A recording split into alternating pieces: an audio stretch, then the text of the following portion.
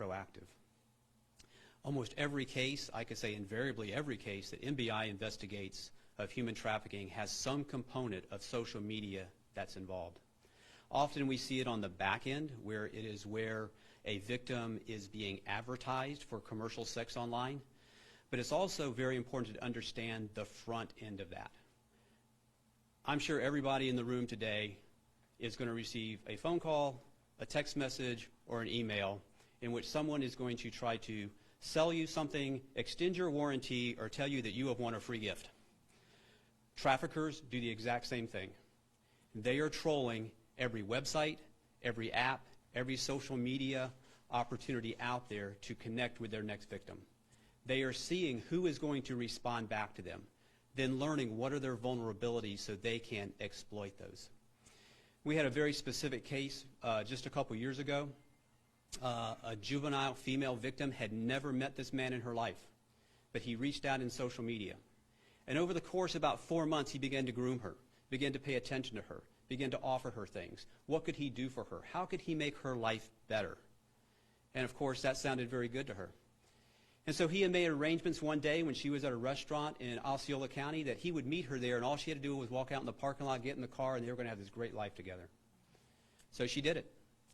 Of course, when she got in the car, there wasn't one man out there, there were two. And within a matter of hours, they had brought her from Osceola County to Orange County. She was posted online, and they were trafficking her. Fortunately, she got access to a phone, was able to call somebody, and with the Orange County Sheriff's Office, Osceola Sheriff's Office, and MBI, we were able to very quickly rescue her and bring her trafficker to justice. But that is how quickly it could happen. Everyone says, no, it won't happen to me, it won't happen to my family. That's somebody else. It can happen to everybody. And so toolkits like this that help educate parents and help give us a way to know what's going on in our children's lives are critically important to prevent them from ever being a victim of human trafficking. Thank you. Thank you. I really appreciate those of you that have shared the stories of real incidents where children, oftentimes carefully guarded by their parents or caring families or guardians, yet predators, traffickers can get to them using technology like they never could before. I am involved with these cases every day, and I am still learning how to protect my own children.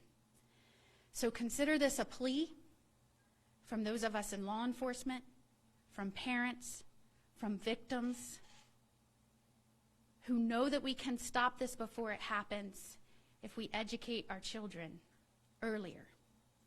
It is our plea, parents, community leaders, guardians, educate yourselves, and then take the time to sit down with your children and educate and warn them.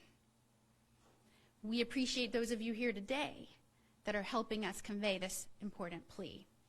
And at this time, we'd be happy to take any questions. Yes, sir. Attorney General, in our newsroom, we've been investigating this a little bit. In your legal opinion, would you call the so-called sugar daddy kind of relationship where money is basically exchanged for sex as a form of human trafficking? Human trafficking is specifically defined, and the elements of the crime use the word coercion. And so what's important to look at when proving a human trafficking case is whether or not the victim was coerced into sexual activity, labor acts, and that is so very important in successfully prosecuting these cases. Yes? Can I talk about the development process of this toolkit? How many years was it in the making, and in terms of working with the different agencies to make it happen? Well, what's great about this, so the 2022, so this is the first of its kind. This is the 2022 Online Safety Toolkit for Florida. And what we've done is we've compiled the tips that have evolved with other major agencies, whether that's FBI or the National Center for Exploited or Missing Children, but we've also used Florida-specific information that we've seen in our own cases here in Florida. You heard a little bit about those today. I can tell you, as a mother, one of the things that drove me to do this was hearing reports from other parents about their children being solicited online by strangers. And so I immediately dug in, not only because I wanted to know more for my own purposes to protect my family, but I feel as Attorney General, I want to protect everybody's family in Florida. And so I immediately put my folks on developing a one-stop shop for parents that they could use, that they could get all of these sources into one place using our own information that we have. And we really think this is a great start, a first product, and we hope next year it'll be even better.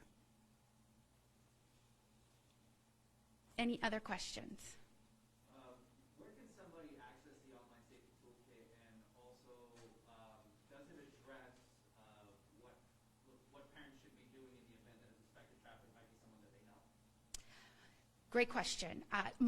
www.myfloridalegal.com, which this shows you my generation, right? We always put www in front of every website. Apparently, they tell me you don't need to do that anymore. Myfloridalegal.com is our website. And what you can also find on that website, when COVID began and we saw a lot of our children shift their studies online and other interactions online, we knew that this was going to be a problem because they were going to be spending more and more time online. So we, at that point, tried to get out as much information as we could. So we released some safety tips for parents. This is a work in progress and a culmination from what we had to start during COVID. So I would invite anyone in Florida to get their hands on the 2022 Online Safety Toolkit. They can go to myfloridalegal.com, and it will show you all of the resources there. But if you suspect human trafficking, if you suspect your child has been victimized in any way, or you know someone who has been victimized, call law enforcement immediately. You can report it to 911. Thank you, guys. All right. Thank you so much.